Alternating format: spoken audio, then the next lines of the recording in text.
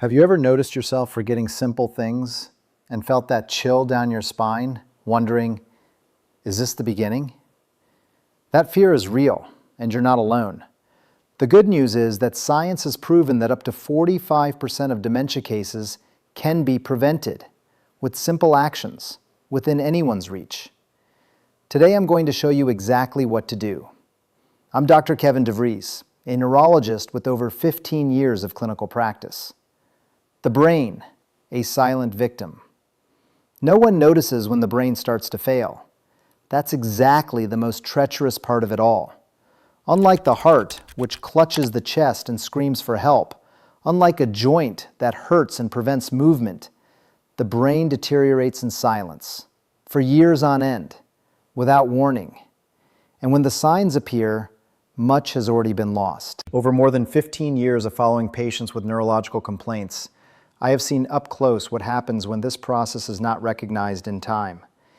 People who came to the clinic forgetting names, losing the thread of simple conversations, feeling disconnected as if there were a pane of glass between them and the world.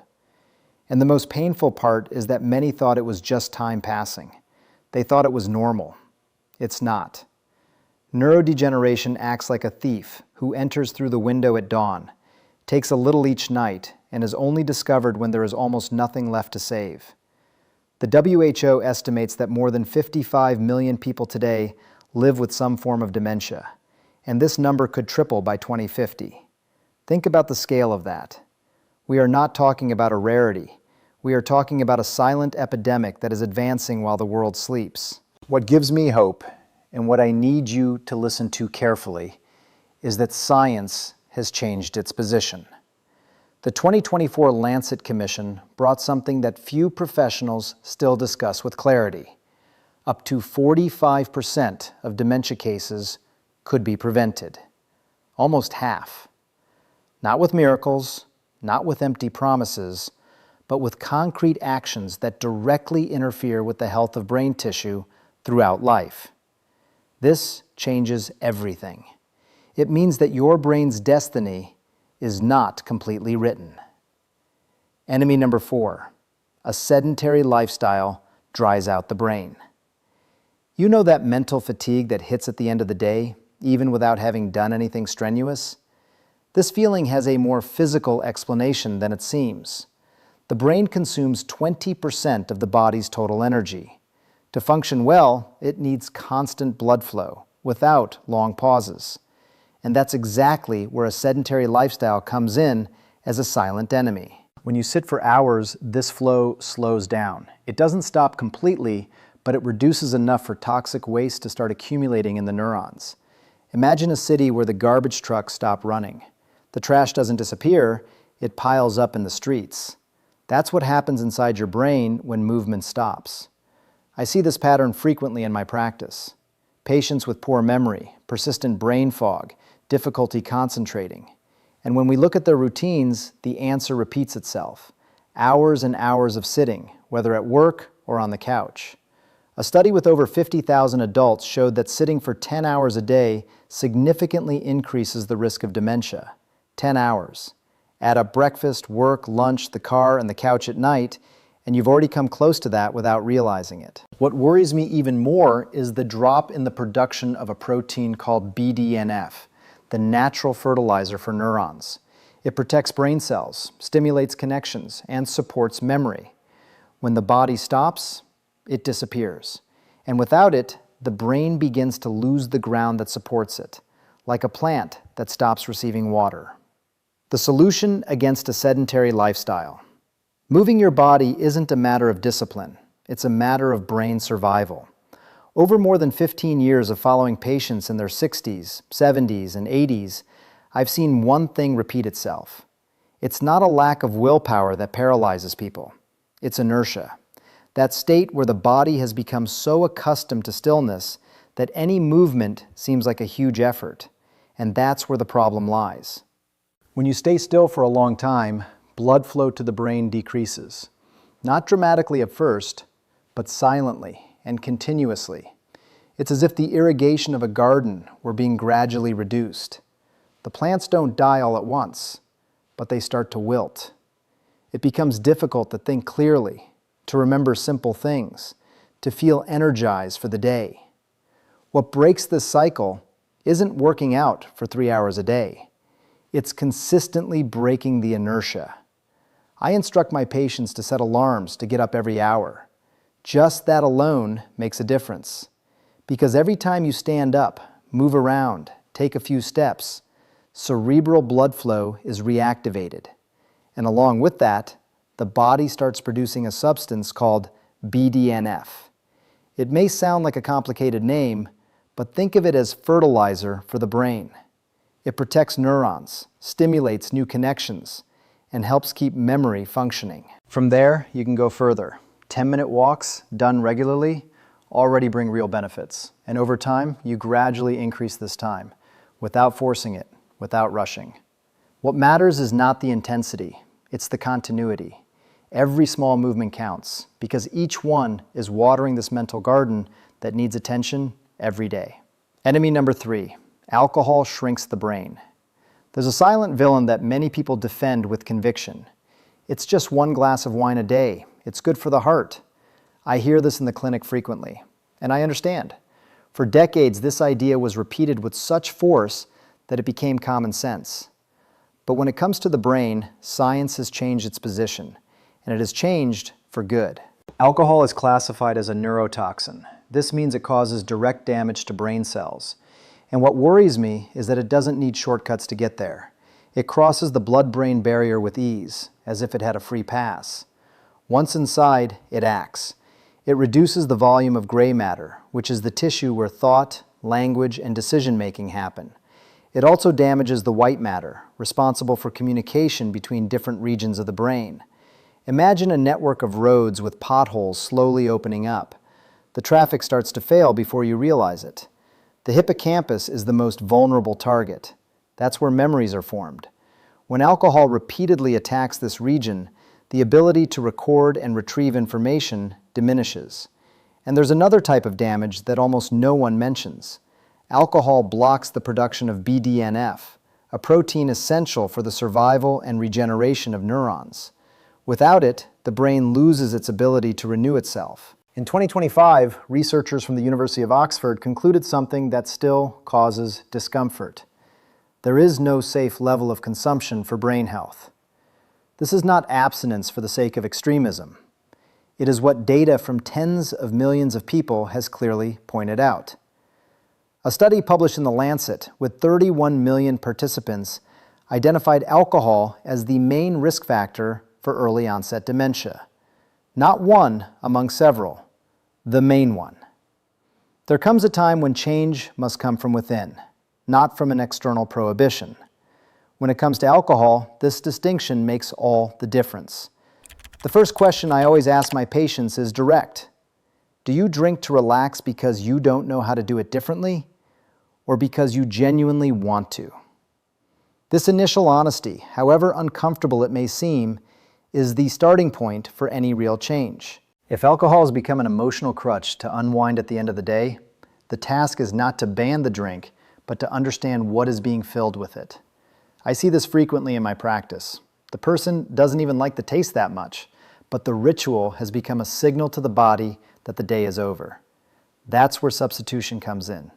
Meditation, light walks, a hobby that brings back pleasure and presence are alternatives that teach the brain to switch off without needing an external agent. But if after this reflection, consumption is still present, the strategy changes from abolition to domestication.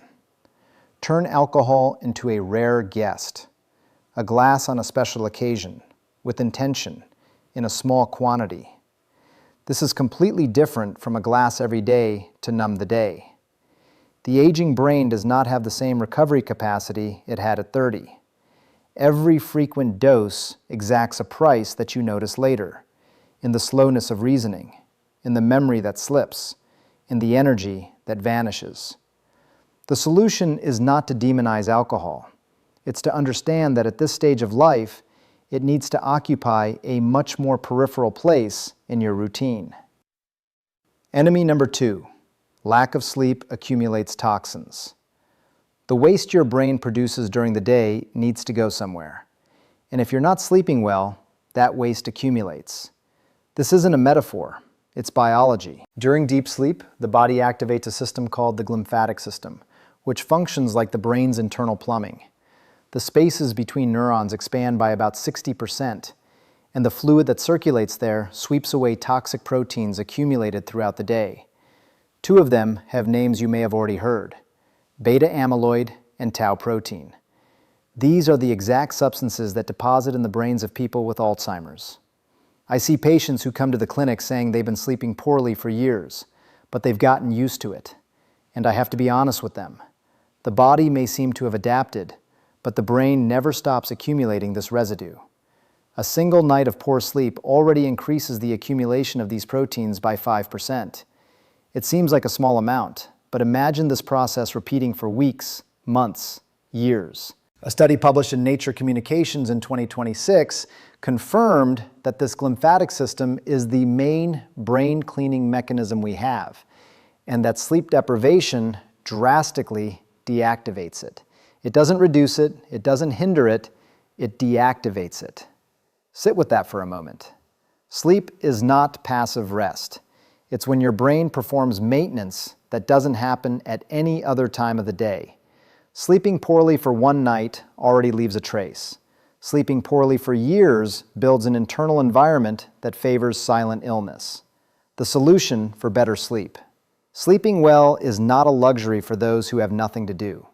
I hear this frequently in the clinic, said almost with pride by people who confuse short nights with willpower. Over more than 15 years of following patients, I've learned that sleep is where the body finishes the work the day started. There's no way to skip this step without paying the price later. The first thing I ask any patient who comes in complaining of poor memory, fatigue, or unstable blood pressure is how they are sleeping. And almost always the answer reveals the problem. 4-5 hours a night, different times every day, a screen on until they fall asleep. Sleep needs to last between 7 and 9 hours, and regularity matters as much as quantity. Going to bed and waking up at the same time every day, including on weekends, helps the body get into the right rhythm, like a well-calibrated internal clock. Here's a detail that almost no one considers. The environment where you sleep directly influences the quality of your rest. A dark, cool, and quiet room is not a frill. These are the conditions the brain needs to release melatonin, the hormone that induces sleep. Screen light blocks this process, which is why turning off any device at least an hour before bed is protocol, not an exaggeration. Caffeine after 2 p.m. also acts as a silent saboteur, making it difficult to fall asleep hours later without you realizing it. And there's a sign I need to warn you about. Loud snoring combined with a feeling of tiredness upon waking can indicate sleep apnea. In this condition, breathing repeatedly stops during the night, depriving the brain of oxygen while you sleep. It's silent, underestimated, and dangerous. If someone has told you that you snore a lot, or if you wake up exhausted for no apparent reason, this deserves investigation. Enemy number 1, sugar and refined flour attack on 5 fronts. 2 ingredients present on almost every American's table every day are responsible for a destruction that happens slowly, silently, without warning.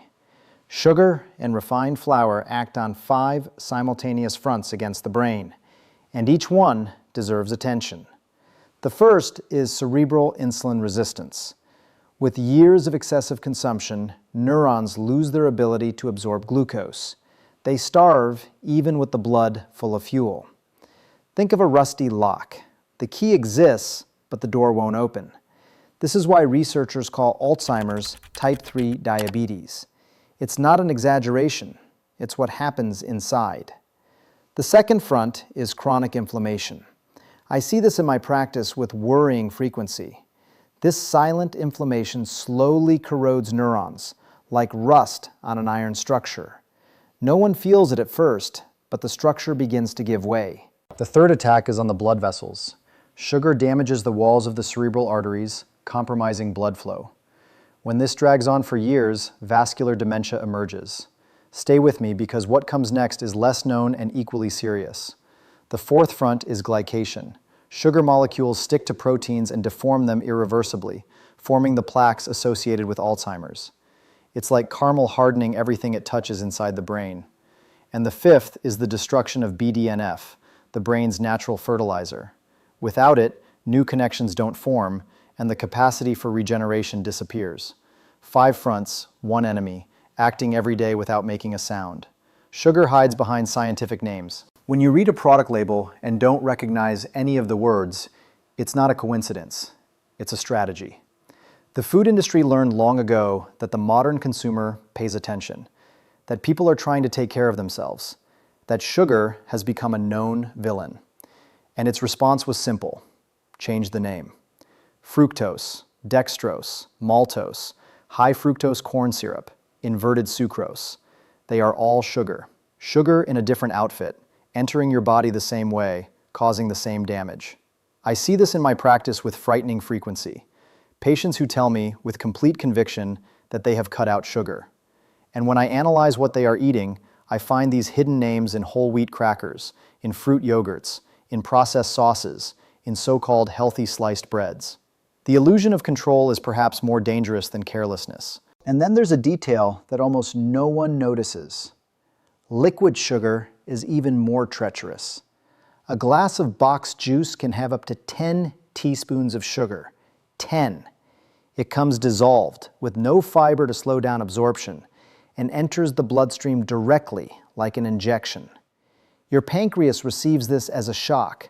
The insulin level skyrockets, and the cycle that leads to insulin resistance begins right there, glass by glass, over the years. Light and diet products complete this trap. Over more than 15 years of following patients, I've learned to be very suspicious of these packages. When fat is removed from a formula, the flavor goes with it.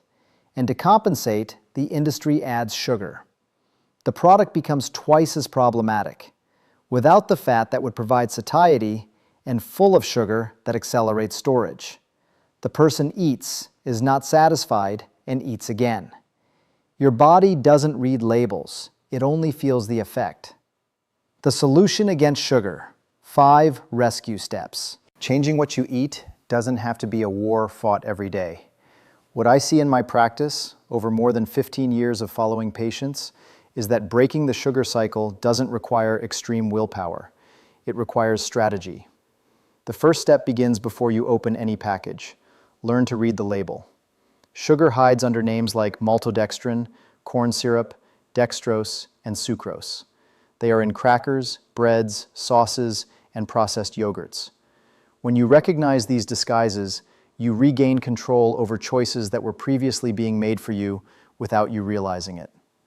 The second step is to eliminate what destroys the most in the least amount of time: sodas and boxed juices. The simplest swap in the world, water with squeezed lemon or herbal tea, already represents a real turnaround for the health of your vessels and your brain. Stay with me, because here's a detail that many people ignore. Light and diet products are usually traps. They trade sugar for artificial sweeteners that keep the palate addicted and harm the gut flora. A natural yogurt with fresh chopped fruit is infinitely smarter than any zero-calorie version. The fourth step is to add, not just remove. Healthy fats like olive oil, avocado, nuts, and fatty fish form a real protection for neurons, reducing the inflammation that sugar causes and improving communication between brain cells. And the fifth step is the most transformative of all. Prioritize what comes from the earth or the sea. When your plate is filled with real foods, sugar and white flour naturally lose their place. The void they occupy disappears because it has been replaced by something genuine. You've made it this far, and that says a lot about you. The first step starts today. Remove one ultra-processed product from your pantry and replace it with something real. Just one. That's enough to start changing your brain's environment. Tell me in the comments, which of the 5 enemies surprised you the most? Subscribe to the channel to continue receiving this content that doesn't fit into the clinic alone. Take good care of yourself. Take good care of those you love.